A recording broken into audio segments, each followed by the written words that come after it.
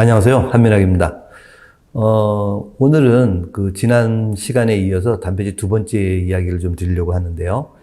우리가 보통 단백질을 섭취를 하게 되면 그 섭취된 단백질 자체가 우리 몸에 들어와서 똑같이 단백질로 쓰인다고들 많이 생각을 하고 계세요. 그래서 무릎이 아프신 분들이 도가니탕을 먹게 되면 내 무릎에 좀 도움이 되지 않을까 이렇게 생각들 많이 하시죠. 근데 실질적으로 단백질을 우리가 섭취를 하게 되면 그 단백질은 그 단백질을 이루고 있는 가장 작은 단위인 아미노산으로 쪼개져서 우리 몸에 다시 합성이 돼서 쓰여져요.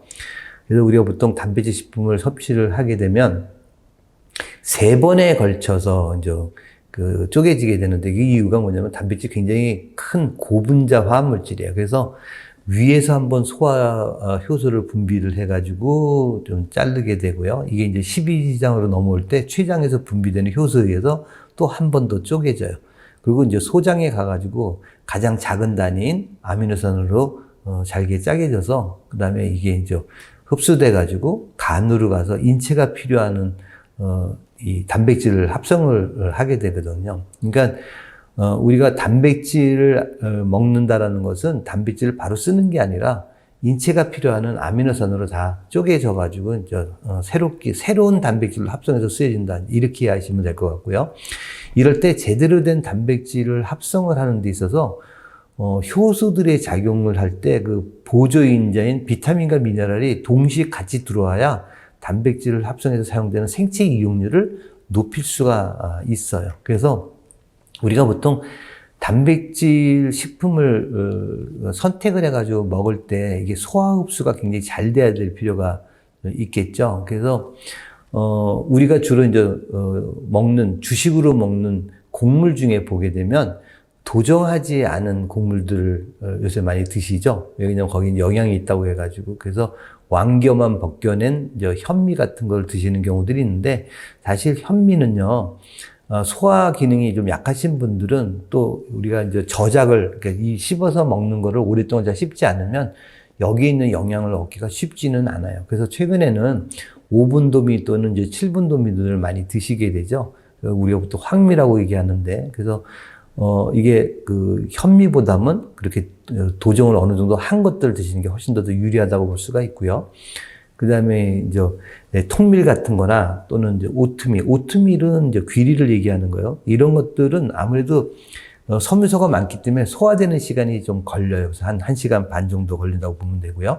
제가 지난번 이틀 TV에서 한번 소개를 드렸지만, 계란이라고 하는 건 완전 식품이기도 하고 완전 단백질을 합성하는 데 중요한 모든 아미노산을 다 공급하기 때문에 우리 완전 단백질 식품이다. 이렇게 이제 표현하는데, 얘는 노른자가 한 30분, 흰자가 한 45분이면 전부 다 소화 흡수되기 시작을 해요. 굉장히 양질의 영양식품이면서도 소화 흡수마저도 굉장히 빠른 식품이라고 볼 수가 있어요.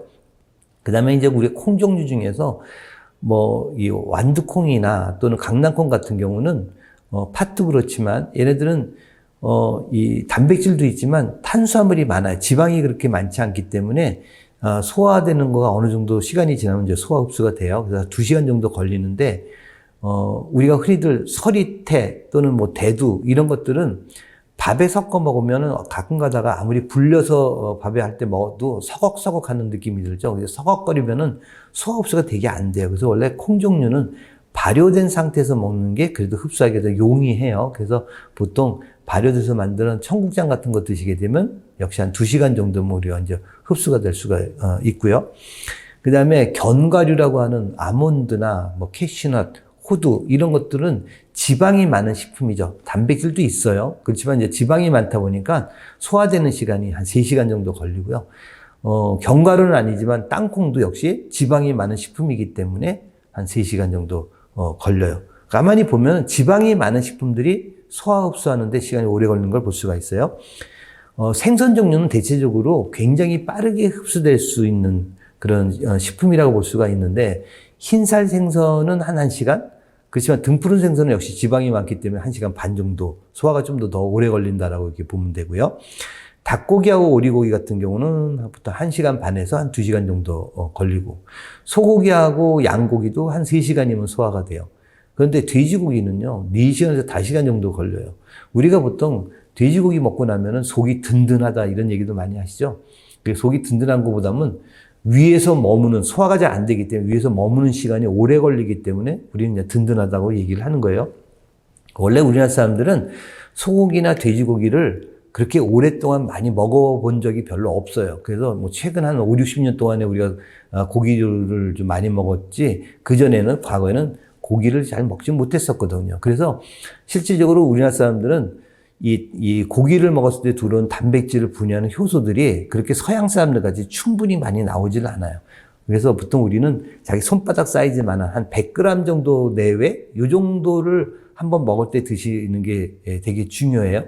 왜냐하면 너무 많은 고기를 먹게 되면 결국은 일부는 소화되고 나머지는 전부 다 대장에 가서 썩으면서 질소화합물들을 만들어가지고 우리 이 장벽에 자극을 되게 많이 줘서 뭐 용종이나 아니면 대장암을 일으키는 원인이 될 수가 있기 때문에 우리가 육류를 섭취할 때는 단백질 섭취도 되게 중요하지만 한 번 먹을 때 섭취하는 양을 조절하는 것도 굉장히 중요하다고 볼 수가 있어요. 이게 이제 단백질은 분해되게 되면 아미노산이 돼서 이제 간으로 이제 흡수돼서 올라오는데 20가지의 아미노산이 우리 인체에서 단백질을 합성하는데 굉장히 필요해요. 근데 8가지는 성인을 대상으로 볼 때 8가지는 필수 아미노산, 12가지는 우리가 보통 비필수 아미노산 이렇게 나누는데 필수 아미노산이라는 거에 대한 개념은 어떤 거냐면 인체가 꼭 필요하기는 한데 너무 적게 만들던가 아니면은 잘 못 만들어서 외부로부터 꼭 공급받아야 될 아미노산들을 우리가 보통 필수 아미노산 이렇게 표현을 하고요.